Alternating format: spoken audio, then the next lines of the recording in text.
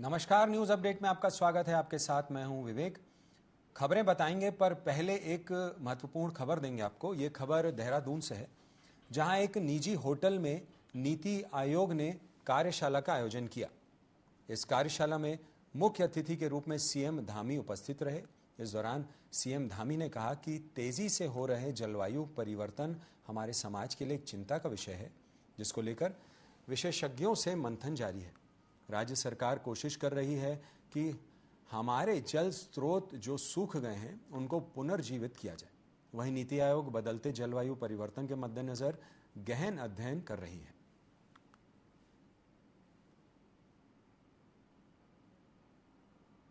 कार्यशाला बहुत महत्वपूर्ण है, जो भारत सरकार के नीति आयोग और सीवी पंत जो हमारा यहाँ का संस्थान है, उनके संयुक्त तत्वाधान में पूरे देश भर के लोग जलवायु परिवर्तन और हिमालयन क्षेत्रों में इससे हो रही चुनौतियों से निपटने के लिए इस कार्यशाला में अपने अपने विचार रख रहे हैं, मंथन कर रहे हैं। और निश्चित रूप से जलवायु परिवर्तन एक बड़ी समस्या हमारे लिए है, बड़ी चुनौती भी है। लगातार हमारे जो जल स्रोत, हमारे नाले, फव्वारे, गधेरे, ये सब सूखते जा रहे हैं, उनके स्रोत कम होते जा रहे हैं। उसको लेकर जहां हम उत्तराखंड में पहले ही इन जल स्रोतों के पुनर्जीवीकरण के लिए प्रयास कर रहे हैं। सारा के माध्यम से लगभग 5,500 ऐसे स्रोतों को फिर से पुनर्जीवित करने का काम कर रहे हैं। और आज जो यहाँ पर मंथन होगा, जो आज लोगों के बीच में विचार आएंगे, वो निश्चित रूप से आने वाले समय में हमारे राज्य के लिए भी, अन्य हिमालयन राज्यों के लिए भी बहुत लाभकारी होंगे। उत्तराखंड में 18 फरवरी से विधानसभा का बजट सत्र शुरू हो रहा है, जिसमें विपक्ष ने सरकार को घेरने की तैयारी की है। वहीं महिला कांग्रेस की अध्यक्ष ज्योति रौतेला ने कहा कि महिला कांग्रेस 20 फरवरी को कई मुद्दों को लेकर विधानसभा का घेराव करेगी। इसके साथ ही कहा कि यूसीसी में लिव इन रिलेशनशिप को मान्यता देने पर भी सरकार को घेरा जाएगा।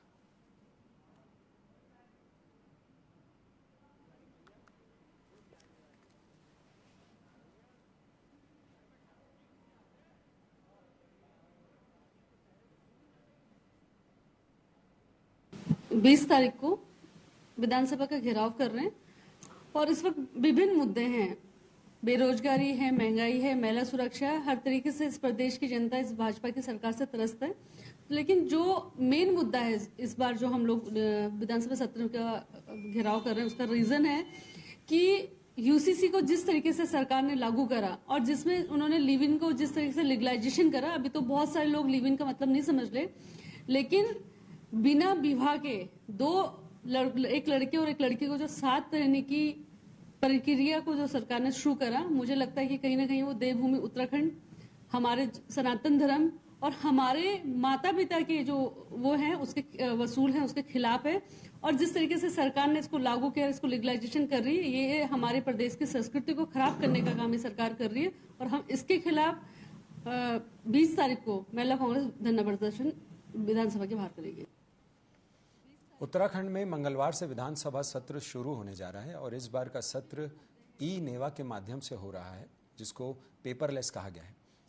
इस पर उत्तराखंड कांग्रेस ने सरकार पर निशाना साधा है। कांग्रेस प्रदेश प्रवक्ता डॉक्टर प्रतिमा सिंह ने कहा कि सरकार पेपरलेस सत्र की बात कर रही है, लेकिन पूरा पेपरलेस सत्र नहीं है। विधायकों को भी ट्रेनिंग नहीं दी गई है। ऐसे में कैसा पेपरलेस सत्र है? ये सिर्फ गैरसैंण में सत्र ना कराने के लेकर हुआ है। भारतीय जनता पार्टी की तरफ से महज एक शगुफा छोड़ा गया था पेपरलेस बजट का, जिससे कि जो बजट सत्र है वो गैरसैंण में ना आहूत कराना पड़े और देहरादून में ही ये बजट सत्र कराएं। क्योंकि धामी जी ने तो वादा किया था पिछले सत्र में कि बजट सत्र 10 दिन का होगा, वो भी गैरसैंण में होगा। वो अपना वादा पूरा नहीं कर पाए। सिर्फ यही वजह थी कि मैडम स्पीकर ने जो है प्रेस कॉन्फ्रेंस करके खुद अपने ही मुख्यमंत्री से निवेदन किया था कि आप देहरादून में करें। कल की ये खबर है कि उन्होंने ये कहा कि पूर्णतः पेपरलेस नहीं होगा। अरे भाई, जब पूर्णतः पेपरलेस नहीं होना था और अभी वहां पे काम चल ही रहा है डिजिटल का, तो आप ये जो सेशन है इसे गैरसैंण में आपने क्यों नहीं आहूत करने का कार्य किया? देखिए, ये कुछ भी नहीं है, ये महज एक शगुफा था जो उन्होंने गैरसैंण में सत्र ना करना पड़े इसलिए छोड़ा था। अभी तक विधायकों को ट्रेनिंग नहीं है। आप कह रही हैं विधायकों को टैबलेट देने का कार्य करेंगे, उस टैबलेट में कौन से सॉफ्टवेयर होंगे, कैसे पेपरलेस होगा, डिजिटल होगा या पेपरलेस होगा, क्योंकि डिजिटल और पेपरलेस में बहुत बड़ा फर्क होता है। तो सरकार को खुद को नहीं पता उन्हें करना क्या है, बस सिर्फ गैरसैंण नहीं जाना था इसलिए ये सारी बातें कर दी। भारतीय जनता पार्टी देहरादून में विधानसभा सत्र से पहले विधानसभा अध्यक्ष रितु खंडूरी की अध्यक्षता में सर्वदलीय बैठक की गई। बैठक में नेता प्रतिपक्ष यशपाल आर्य, कैबिनेट मंत्री प्रेमचंद अग्रवाल, कांग्रेस विधायक प्रीतम सिंह और भाजपा विधायक उमेश शर्मा काऊ मौजूद रहे। तो वहीं बैठक में विधानसभा सत्र को सुचारू रूप से चलाने के लिए सभी दलों के साथ बैठक की है।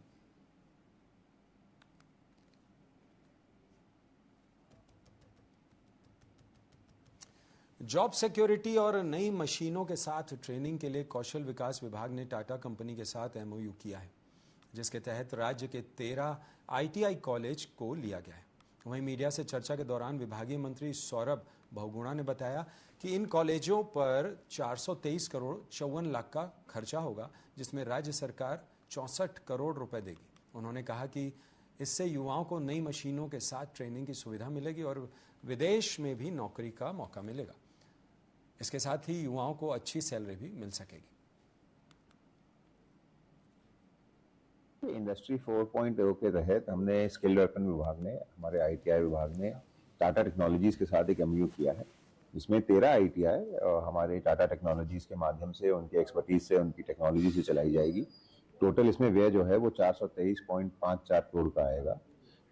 इसमें जो हमारी राज्य सरकार है वो देगी टोटल में 13% पैसा, जो 64 करोड़ रुपए है, और बाकी का 368 करोड़ रुपए जो है वो टाटा टेक्नोलॉजी के माध्यम से लगाया जाएगा। इन 13 आईटीआई में जो ट्रेड्स हैं वो मैकेनिकल इलेक्ट्रिकल व्हीकल है, advance CNC machining, industrial robotics, digital manufacturing, basic designer, virtual verifier, manufacturing process control and automation के ट्रेड्स होंगे।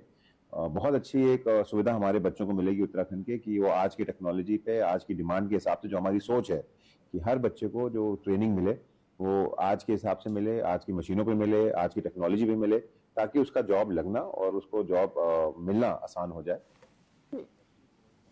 खबर पंचायत से है, जहां जिला मुख्यालय से 35 किलोमीटर दूर बेलखेत के लोगों ने क्वेराला नदी से हो रहे भू कटाव को रोकने की मांग उठाई है। इस संबंध में सभी ग्रामीणों ने ऊपर जिलाधिकारी जयवर्धन शर्मा को ज्ञापन सौंपकर जल्द सुरक्षा व्यवस्था की मांग की है।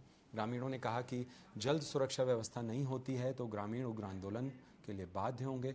वहीं बीते वर्ष ग्रामीणों की आवाजाही करने वाला एकमात्र झूला पुल भी टूट गया, जिससे लोगों के लिए आवाजाही करना भी मुश्किल हो गया, जो अभी तक नहीं बन पाया है। इस दौरान ज्ञापन देने से कई ग्रामीण मौजूद रहे।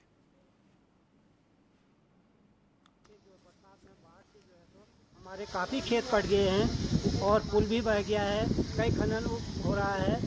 विशेष हमारी मांग यह है कि जो बेलखेत बाढ़ से हमारे खेत कटे हैं उनकी सुरक्षा के लिए हम जिलाधिकारी महोदय से मिलने के लिए आए थे। हमारे बेलखेत में भू कटाव हर साल 10 से 15 मीटर बढ़ता जा रहा है। इससे हमारे गांव को और अधिक खतरा हो रहा है।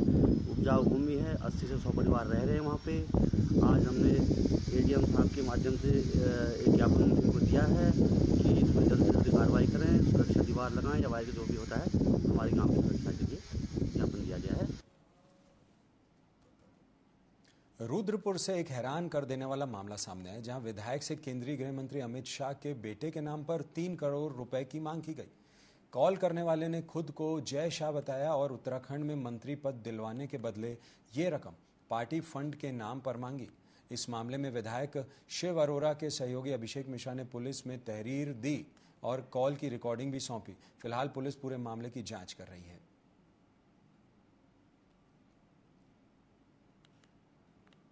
कोतवाली रुद्रपुर में अभिषेक मिश्रा नामक एक युवक ने, जो यहाँ के माननीय विधायक के सहयोगी हैं, उनके द्वारा एक प्रार्थना पत्र दिया गया, जिसमें उनके द्वारा बताया गया कि केंद्रीय गृह मंत्री के पुत्र के रूप में किसी ने फ्रॉड कॉल कर विधायक जी को प्रलोभन दिया और उन्हें झांसे में फंसाकर उनसे पैसों की मांग की।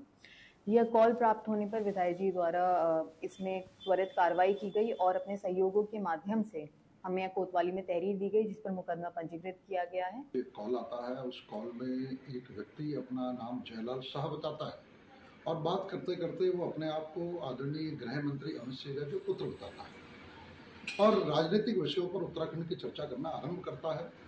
उसकी चर्चा आरंभ करते ही 1 से 2 मिनट के अंदर मुझे एहसास हो जाता है कि वो व्यक्ति कोई ना कोई फ्रॉडी है और फ्रॉड करने के लिए कहीं ना कहीं आदरणीय अमित शाह जी के नाम का दुरुपयोग कर रहा है। और स्वाभाविक रूप से जो मुझे पता लगता है, उससे सामान्य बातचीत करने के बाद वो आदरणीय राष्ट्रीय अध्यक्ष जेपी नड्डा जी का नाम लेता है, आदरणीय जिसे कहते हैं कि गृह मंत्री अमित शाह जी का नाम लेता है। नैनीताल जिले के रामनगर में तराई पश्चिमी वन प्रयाग के काशीपुर गौशाला क्षेत्र से अब तक का सबसे लंबा व वजनदार पायथन सांप पकड़ा गया है। दरअसल तराई पश्चिम वन प्रभाग में कार्यरत सांपों के रेस्क्यू करने वाले तालिब हुसैन ने बताया कि उनको रेंज अधिकारी ने सूचना दी। सूचना पर उनकी टीम क्षेत्र में पहुंचकर इस विशालकाय अजगर का बमुश्किल से रेस्क्यू किया गया, जिसका वजन 1 क्विंटल 75 किलो से ज़्यादा व इसकी लंबाई 20 फीट तक थी, जिसको अब घने जंगल में आज़ाद करने की कार्रवाई की गई है।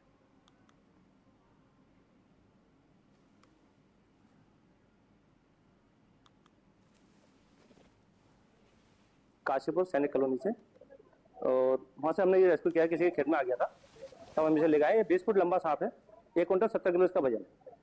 अब तक का सबसे बड़ा सांप है रामनगर क्षेत्र में। आपने कितने सांप पकड़े? मैं हमेशा सबसे बड़े सांपों में मैं ही लाता हूँ यहाँ पर। अभी हमने छोड़ा 1.5 क्विंटल का, जो आमपोरा रेंज से पकड़ा था मैंने, ये उससे भी डबल है। सूचना आई थी, वो बेतीपुरा सैनिक कॉलोनी पड़ती है, वहाँ से फोन आया था, तो मैंने तालिब हुसैन को बोला था कि आप जाइए वहाँ पर। तो कल इन्होंने पकड़ा है इसको और इसकी लंबाई 20 फुट है, तकरीबन वेट 1 क्विंटल 70 किलो के आसपास वेट, और अब तक का सबसे। हरिद्वार में होने वाले शारदीय कावड़ मेले पर पुलिस प्रशासन पैनी नजर रखा हुआ है। इसी के तहत एसपी जितेंद्र मेहरा मेला क्षेत्र के भ्रमण पर पहुंचे। उन्होंने शारदीय कावड़ व्यवस्था के लिए ड्यूटी पॉइंटों पर नियुक्त फोर्स को चेक किया। जोनल और सेक्टर ऑफिसर्स को मौजूदगी बनाए रखने के निर्देश दिए। साथ ही उन्होंने कावड़ियों के साथ शालीन और मर्यादित व्यवहार को भी जरूरी बताया।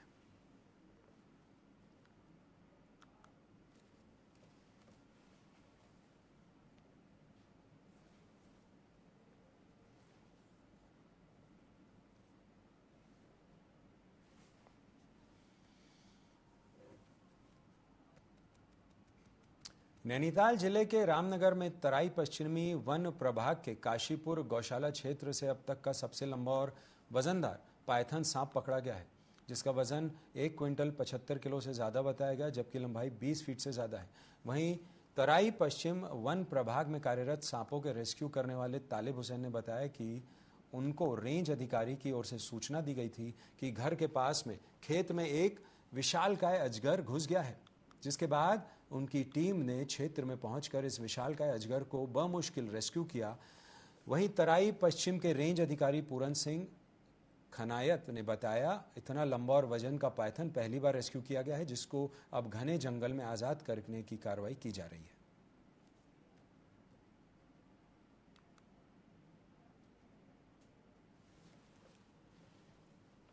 वहीं चमोली जनपद की भारत तिब्बत सीमा क्षेत्र में भ्रमण के आवेदन की प्रक्रिया अब सरल हो जाएगी।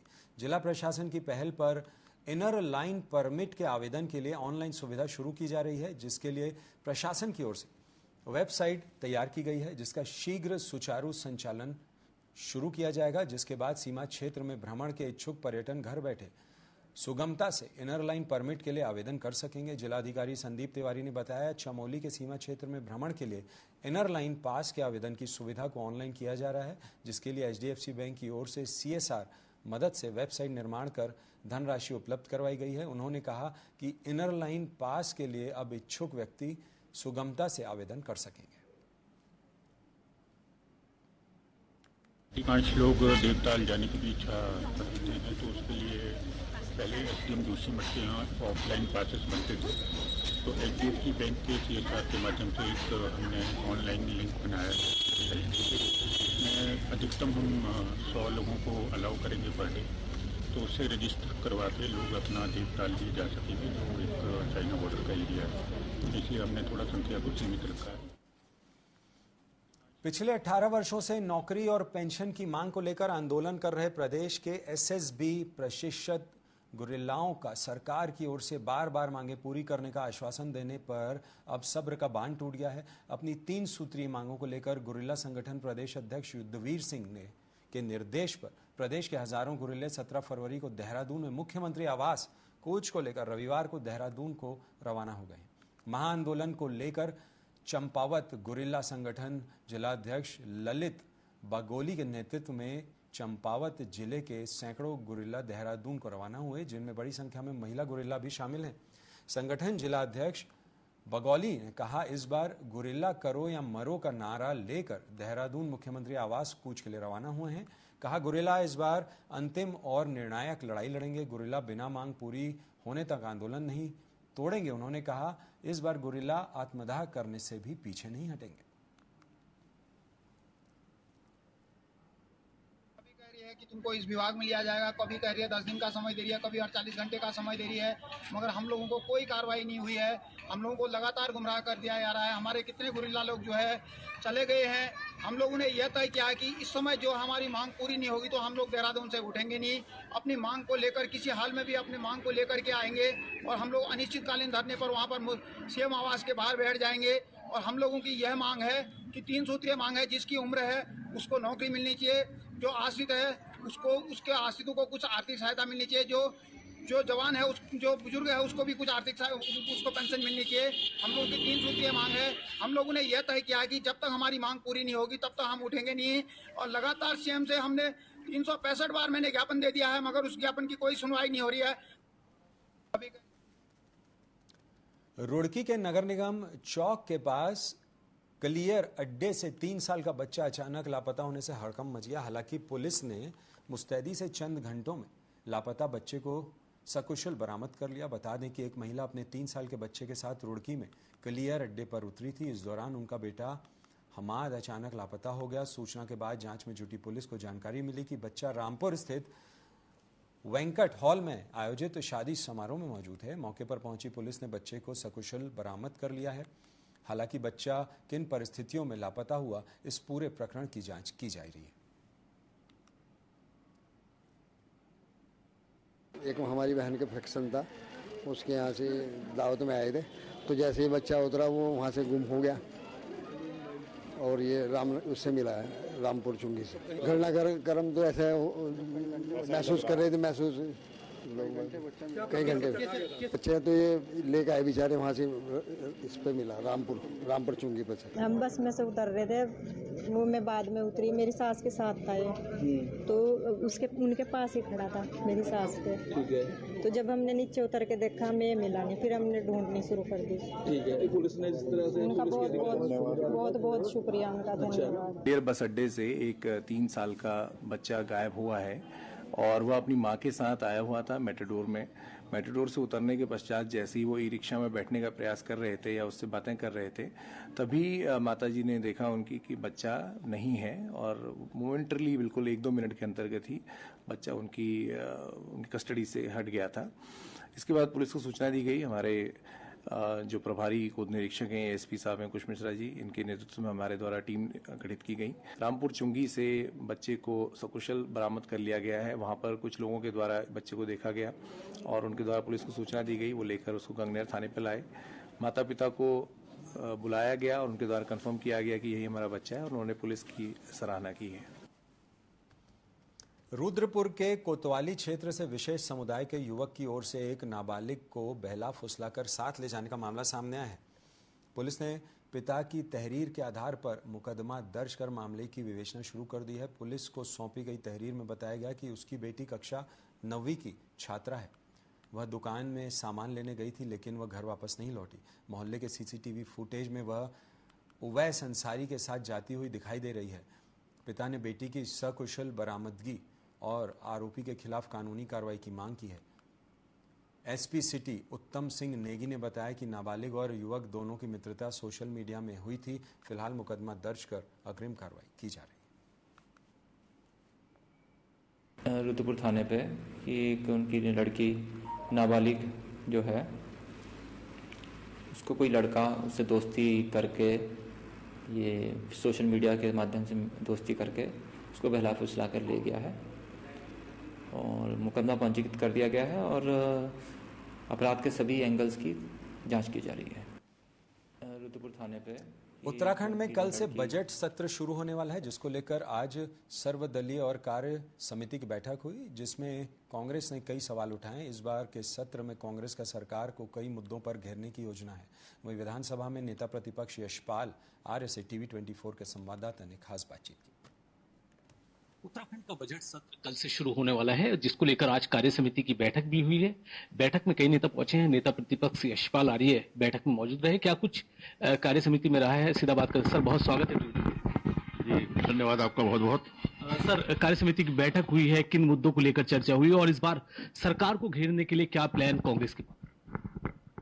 देखिए, सरकार को घेरने के लिए सरकार तो खुद घिरी हुई है, भ्रष्टाचार से घिरी हुई सरकार, ध्वस्त कानून व्यवस्था और एक मजबूत आवाज उभर कर आ रही है, सशक्त भू कानून, मूल निवास,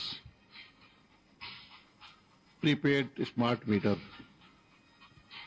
किसानों के धान के उपज का अभी तक भुगतान नहीं किया है सरकार ने, गन्ना मूल्य की घोषणा अभी निर्धारित नहीं हुई है, रोजगार के कहीं पर कोई संभावनाएं नहीं दिखाई दे रही हैं, भ्रष्टाचार ने सारी हदें पार कर दी हैं।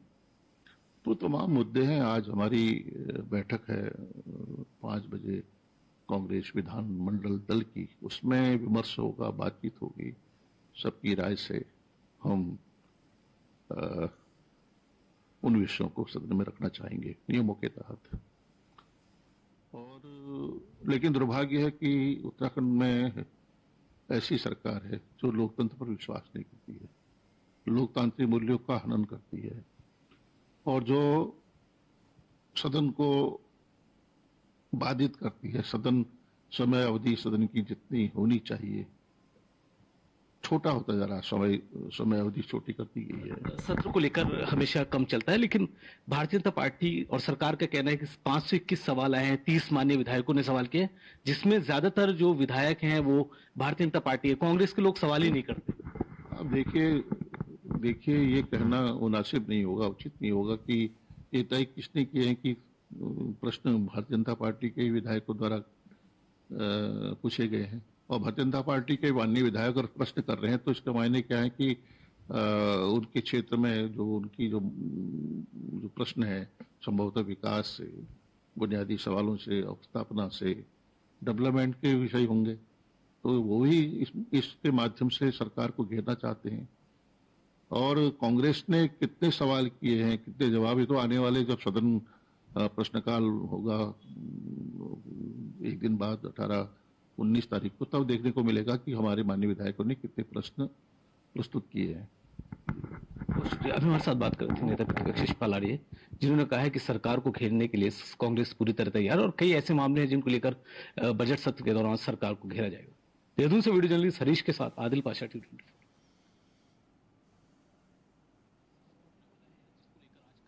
न्यूज़ अपडेट में अभी के लिए फिलहाल इतना ही। देश दुनिया की तमाम खबरों को देखने के लिए आप जुड़े हैं टीवी 24 के साथ। नमस्कार। सर, बहुत स्वागत है।